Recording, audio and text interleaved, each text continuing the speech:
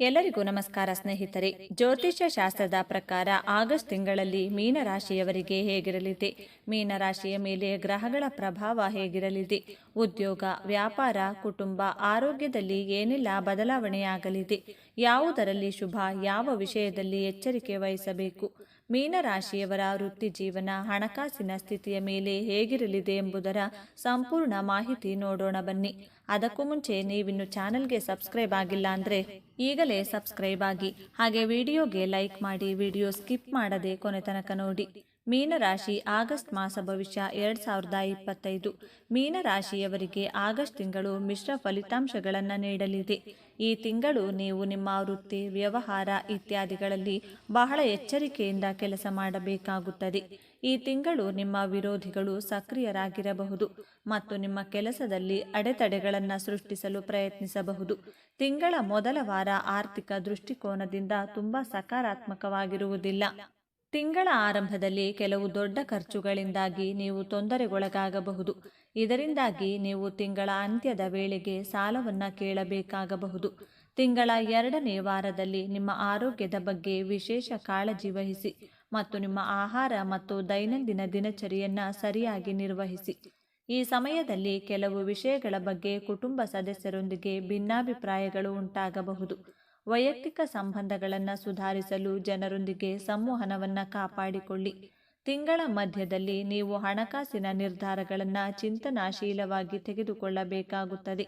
ಈ ಸಮಯದಲ್ಲಿ ಯಾವುದೇ ಪ್ರಮುಖ ನಿರ್ಧಾರವನ್ನು ಆತುರದಲ್ಲಿ ಅಥವಾ ಗೊಂದಲಮಯ ಸ್ಥಿತಿಯಲ್ಲಿ ತೆಗೆದುಕೊಳ್ಳುವುದನ್ನು ತಪ್ಪಿಸಿ. ನಿಮ್ಮ ಪ್ರೀತಿ ಸಂಗಾತಿಯೊಂದಿಗೆ ಸಂತೋಷದ ಸಮಯ ಕಳೆಯಲು ನಿಮಗೆ ಅವಕಾಶಗಳು ಸಿಗುತ್ತವೆ. ಮೀನರಾಶಿಯವರ ಸಮಸ್ಯೆಗಳೆಲ್ಲವೂ ನಿವಾರಣೆಯಾಗಲಿವೆ ಮತ್ತು ಗುರುಬಲವಿರುವುದರಿಂದಾಗಿ ಕುಟುಂಬ, ಮಾತು, ಸ್ಥಳಗಳಲ್ಲಿ ಯಾವುದೇ ಬದಲಾವಣೆ ಇರುವುದಿಲ್ಲ.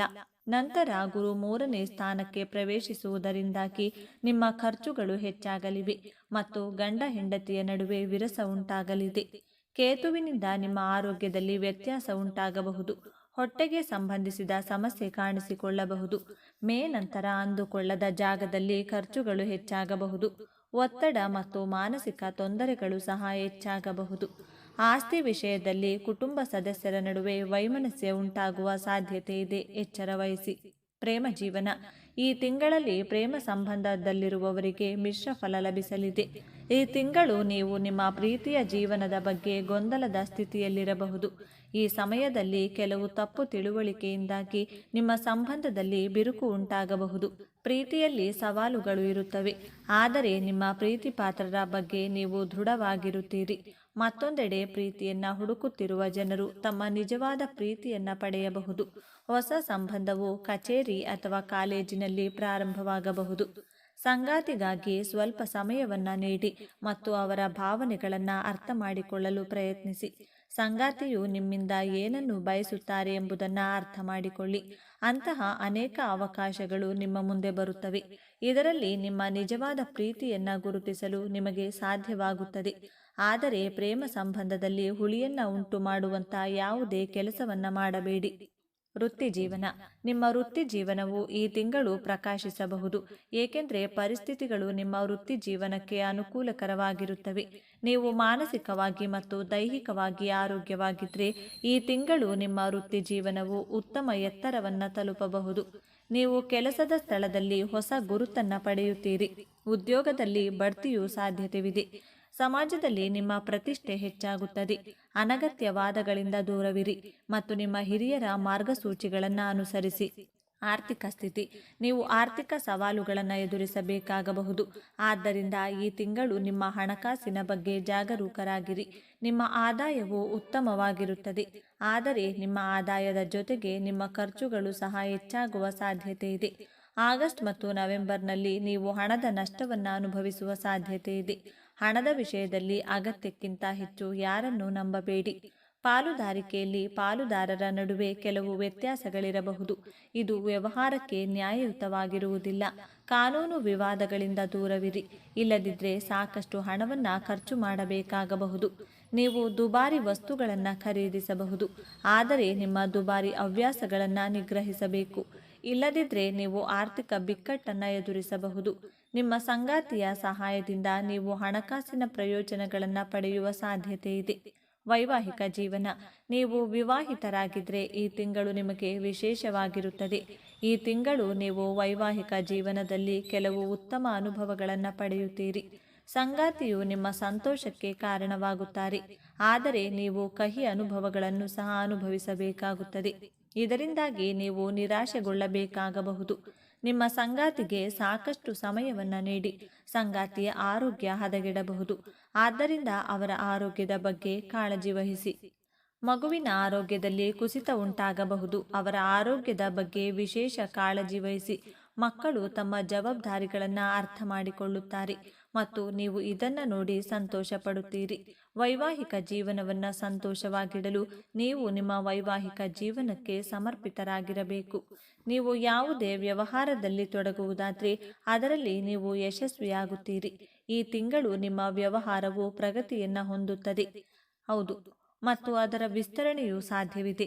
ನಿಮ್ಮನ್ನು ಯಶಸ್ವಿ ಉದ್ಯಮಿಯನ್ನಾಗಿ ರೂಪಿಸಿಕೊಳ್ಳಿ ಮತ್ತು ಅಪಾಯಗಳನ್ನು ತೆಗೆದುಕೊಳ್ಳಲು ಹಿಂಜರಿಯಬೇಡಿ.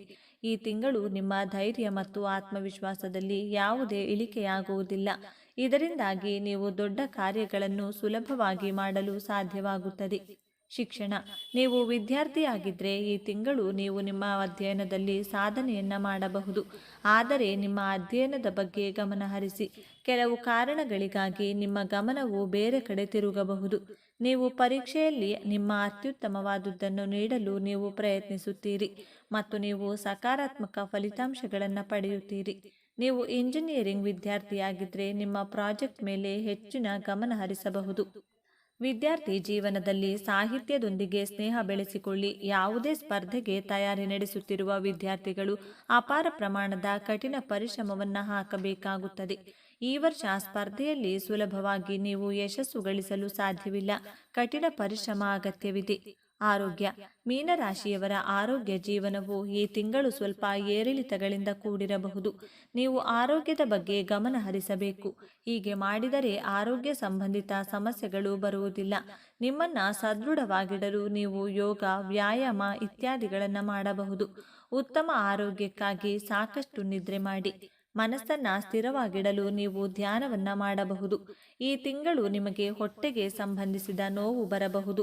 ಆರೋಗ್ಯದಲ್ಲಿ ಯಾವುದೇ ಸಮಸ್ಯೆ ಕಾಣಿಸಿಕೊಂಡ್ರೆ ರೋಗದ ಚಿಕಿತ್ಸೆಗಾಗಿ ತಕ್ಷಣ ವೈದ್ಯರನ್ನು ಸಂಪರ್ಕಿಸಿ.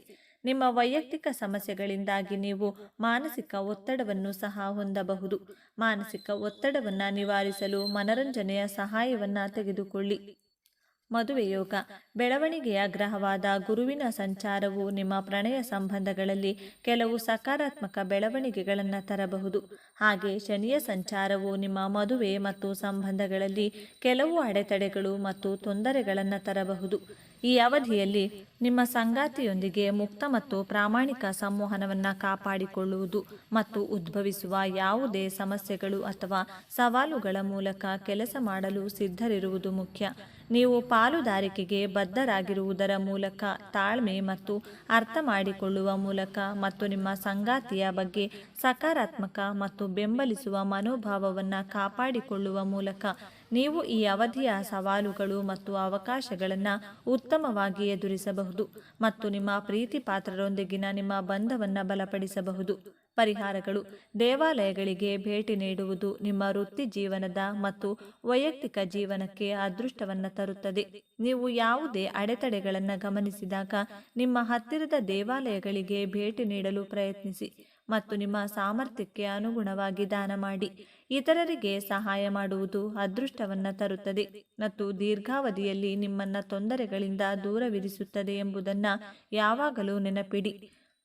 ಅಗತ್ಯವಿರುವ ಜನರಿಗೆ ಆಹಾರ ಪದಾರ್ಥಗಳನ್ನು ಮತ್ತು ಬಟ್ಟೆಗಳನ್ನು ದಾನ ಮಾಡಿ. ನಿಯಮಿತವಾಗಿ ವ್ಯಾಯಾಮ ಮಾಡುವ ಮೂಲಕ ನಿಮ್ಮ ಆರೋಗ್ಯದ ಬಗ್ಗೆ ಗಮನ ಹರಿಸುವುದು ಒಳ್ಳೆಯದು. ಸೂರ್ಯ ನಮಸ್ಕಾರ ಮಾಡುವುದು ಮತ್ತು ಆದಿತ್ಯ ಹೃದಯ ಸ್ತೋತ್ರವನ್ನು ಪಠಿಸುವುದು ಈ ವರ್ಷ ನಿಮ್ಮ ಆರೋಗ್ಯ ಸ್ಥಿತಿಯನ್ನು ಸುಧಾರಿಸುತ್ತದೆ. ದಕ್ಷಿಣಾಮೂರ್ತಿ ಅಥವಾ ದತ್ತಾತ್ರೇಯನನ್ನು ಪೂಜಿಸಿ, ಶ್ರೀ ರುದ್ರಂ ಪಠಿಸಿ, ಗುರು ಸ್ತೋತ್ರವನ್ನು ಪಠಿಸಿ ಮತ್ತು ಗುರುವಾರ ಉಪವಾಸವನ್ನು ಆಚರಿಸಿ. ಸ್ನೇಹಿತರೆ, ಈ ಮಾಹಿತಿ ನಿಮಗೆ ಇಷ್ಟವಾಗಿದ್ದಲ್ಲಿ ದಯವಿಟ್ಟು ಶೇರ್ ಮಾಡಿ, ಲೈಕ್ ಮಾಡಿ ಮತ್ತು ನಮ್ಮ ಚಾನೆಲ್ಗೆ ಸಬ್ಸ್ಕ್ರೈಬ್ ಆಗಿ. ಎಲ್ಲರೂ ಭಕ್ತಿಯಿಂದ ಓಂ ಶ್ರೀ ಶನೇಶ್ವರ ನಮಃ ಅಂತ ಕಮೆಂಟ್ ಮಾಡಿ. ಧನ್ಯವಾದಗಳು.